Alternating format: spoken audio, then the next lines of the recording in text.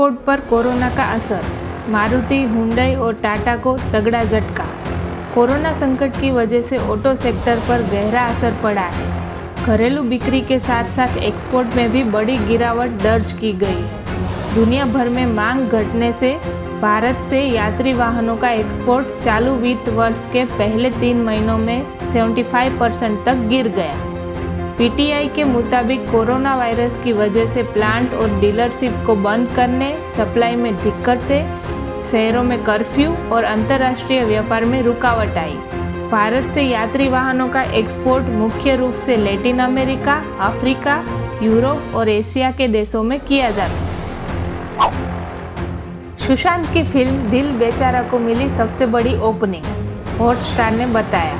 सुशांत सिंह राजपूत और संजना संघी starrer film दिल बेचारा ओटीटी प्लेटफॉर्म डिज्नी हॉटस्टार पर रिलीज हो चुकी है।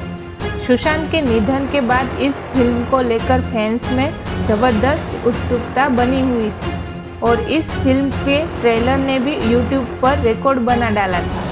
फैंस अपने फेवरेट स्टार को पर्दे पर एक आखिरी बार देख लेना चाहते थे। यही कारण है कि जब सुशांत की फिल्म रिलीज हुई तो इस फिल्म ने सारे रिकॉर्ड तोड़ दिए।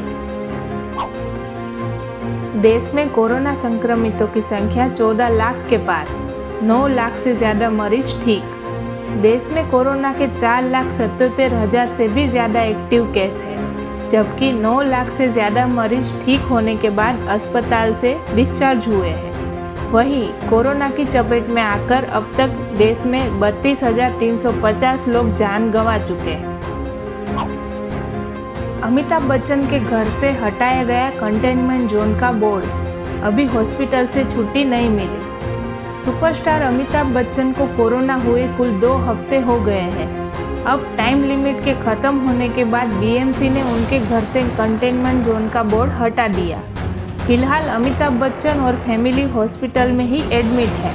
जया बच्चन को छोड़ बच्चन परिवार के सभी लोग कोरोना पॉजिटिव पाए गए थे। अमिताभ बच्चन, अभिषेक बच्चन, ऐश्वर्या राय बच्चन और आराध्य बच्चन नानावटी हॉस्पिटल में एडमिट है और उनका ट्रीटमेंट चल रहा है। अमिताभ के घर के बाहर से कुछ विजुअल्स आए हैं जिनमें कंटेनमेंट जोन के बोर्ड को हटाया जा रहा है।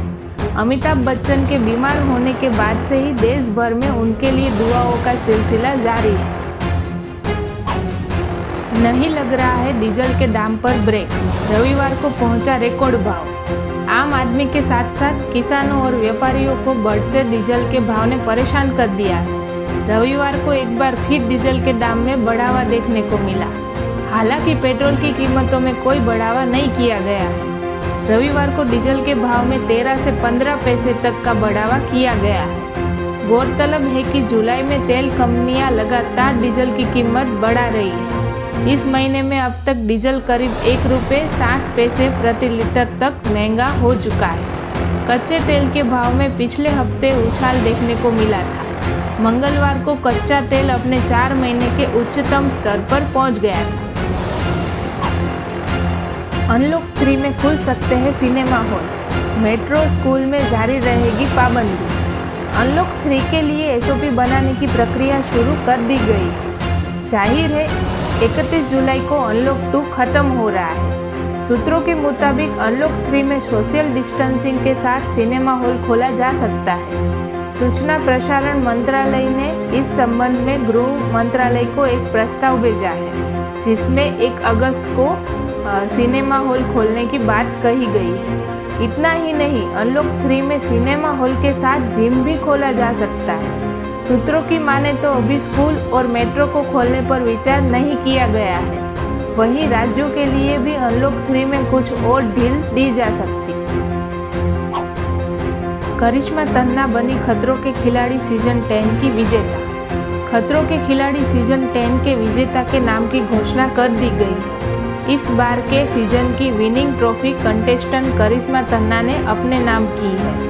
शो का 10वां सीजन काफ़ी दिलचस्प रहा है, लेकिन कोरोना संक्रमण के बढ़ने के चलते इस बीच में ही रोक दिया गया था। अब अनलॉक की प्रक्रिया शुरू होने के बाद शो के नए एपिसोड्स की शूटिंग की गई।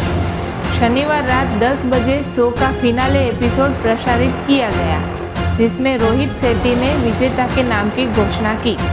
कलर्स ने भी ट्विटर पर इस बात की जानकारी दी और लिखा, भाइयों और बहनों, अद्भुत खिलाड़ी और विनर करिश्मा तन्ना के लिए तालियां बजाएं।